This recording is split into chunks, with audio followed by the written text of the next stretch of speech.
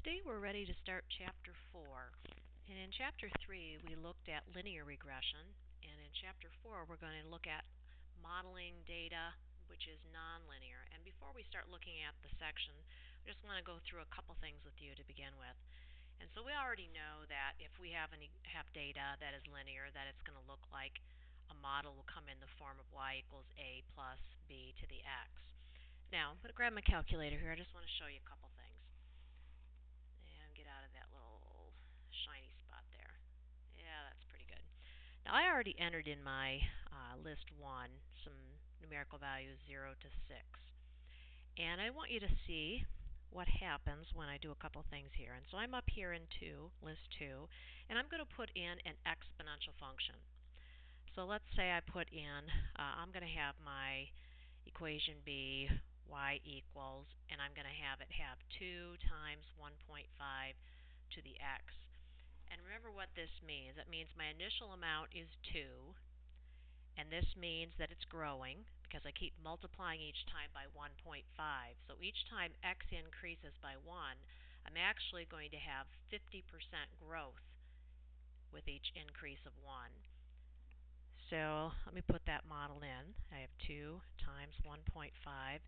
And now I'm going to use and I want list 1 to be my variable. Okay, and so this will graph an exponential function. And we know an exponential function, when its growth, is going to rise quickly from left to right.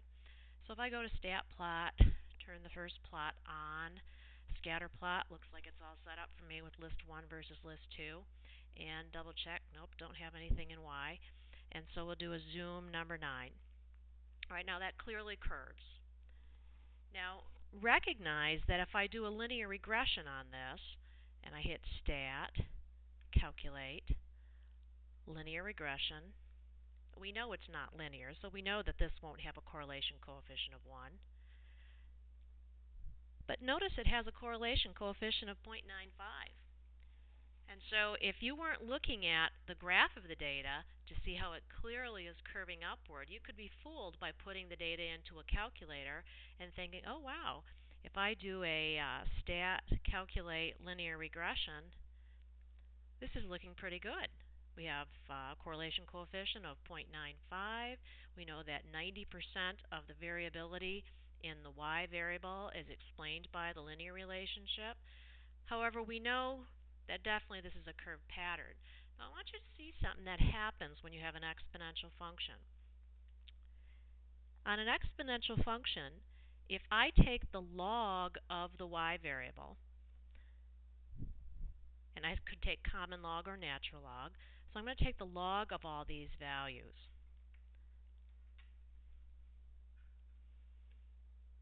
And I'm going to graph list 1 versus list 3. So change that to list 3. And zoom number 9. Now notice that is a straight line. If I find stat, calculate, and if I find a linear regression between list 1 and list 3, I get a correlation coefficient of 1.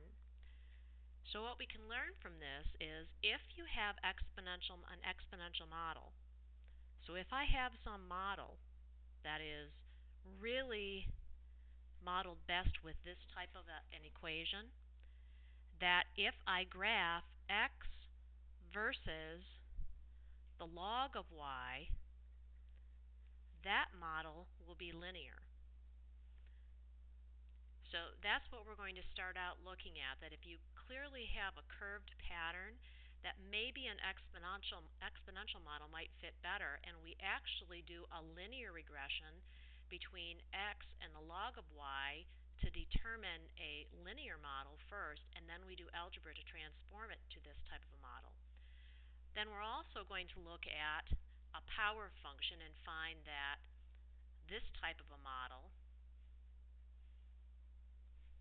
where this is a constant and this power is a constant, that this model can come about from taking the log of x and the log of y and linearizing that, doing some algebra, and transform it back into a power function. So in Chapter 3, we looked at just linearization. In Chapter 4, we're going to look at how we can use linearization between two kind of funky variables, which will end up being able to be transformed into a curved model of an exponential function, and how we can also look at linearization between log of x and log of y, do some algebra, and that will come about a different type of curved model, which is a power function. So let's begin. I'm not going to review these log theorems for you. You can look at that on your own. But remember that if I have linear growth, or it could be linear decay, that means that as x increases by 1, we keep either adding on the same amount each time or subtracting away the same amount each time. As opposed to exponential growth would mean that you keep multiplying by the same percent increase or possibly by the same percent decrease each time x gets bigger by 1. So we'll look at this very small example, and I really should get more data than what I have here, but I have 5 simple points, and let's go ahead and put these in our calculator. Now I already have some data in there, so I'll go to my second and memory, and I'm going to clear all my lists out. And I need to put in 0.25, 0.33. Whoops, and it probably helps to be in the right list too. So let's just go up here and I'll clear that out, and I'll get in the right list. There we go. 0.25, 0.33, 0.5, 0.75, and 1.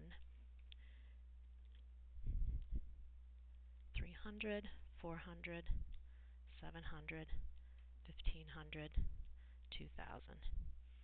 And I drew a little sketch of the graph, which I could also graph a scatter plot on my calculator quite quickly.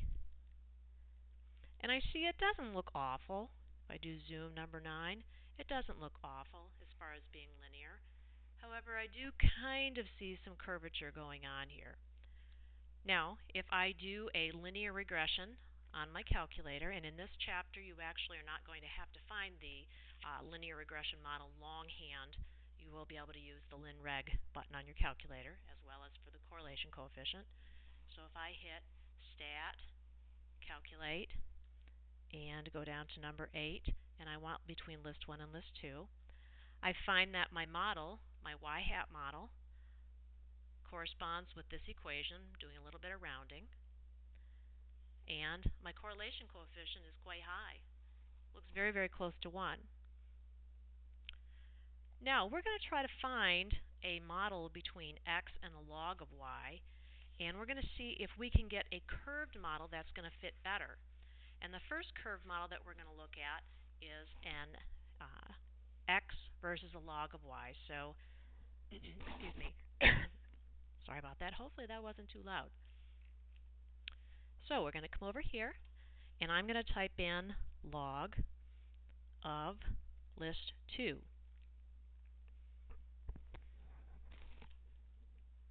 Now, I'm going to do a linear regression between these two. And I'm also going to get a drink. Hopefully that tea will do the spot. All right. So I'll go to, on my calculator, I want to find a linear model between x and log of y. That potentially can turn into an exponential model. That's how your calculator actually is calculating what we call the best fitting exponential model.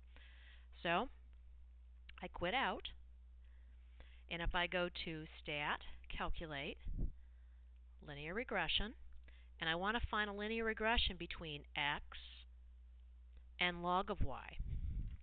So that's list 1, comma, list 3. And when I hit enter, I find that between the variable of x and log of y, and again, this is the linear model, not between x and y, because we know that this model up here is the linear model between x and y.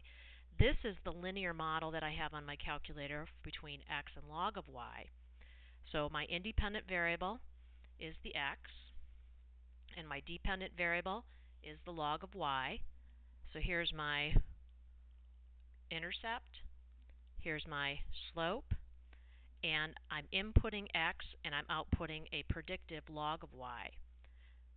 Now, this correlation coefficient between x and log of y actually does not have as strong of a correlation coefficient as the previous one. So if I were going to compare this model for a predicting model and this model for a predicting model, I'd pick this one so far because it has a little stronger correlation coefficient. Now, just for the sake of looking at the algebra and seeing how we can do some calculations with this, we'll just continue with working with this model. This model could be used if it were a good one. We could plug in, say, somebody had a 0.8 carat diamond earring. We could plug in 0.8 in place of the x, and we could use this model to help predict what the cost of a diamond would be if we had the diamond earrings would be if they had a carat weight of 0.8. So we wouldn't necessarily have to do any transformation on this model in order to use it, and oftentimes on an AP test they'll actually give you the models in this form. In fact, why don't we do that? Why don't we say, what would this model predict if for the cost of carat weight that was 0.8? And again, if I take log of the y variable and the 2.2398 plus 1.1316 times a carat weight of 0.8 carats, and so I will take the 2.23 off to the side, and I'm doing the calculation over here off to the side. Not typing in too well here. And I would get this. Log of y hat would equal 3.14508. And it would keep going on. Now, how do I solve for y? Well, I remember I'm in base 10. So I know that y hat will equal 10 to the power of 3.14508. And then if I take 10 to that power, I find out that this model would predict that the earrings would basically cost about $1,400 for 0.8 carats of diamonds. Okay, so we didn't necessarily need to do any type of transformation to this equation to use it as a predictor. However, we'll look at one over kind of generalization for doing the prediction. So here is the model that we had from the previous slide. And I want you to see what happens if I do a generalization for this type of transformation. So there's my model. Now we know that the base is 10, so I need to take 10 to this entire exponent, and that's what y hat will equal.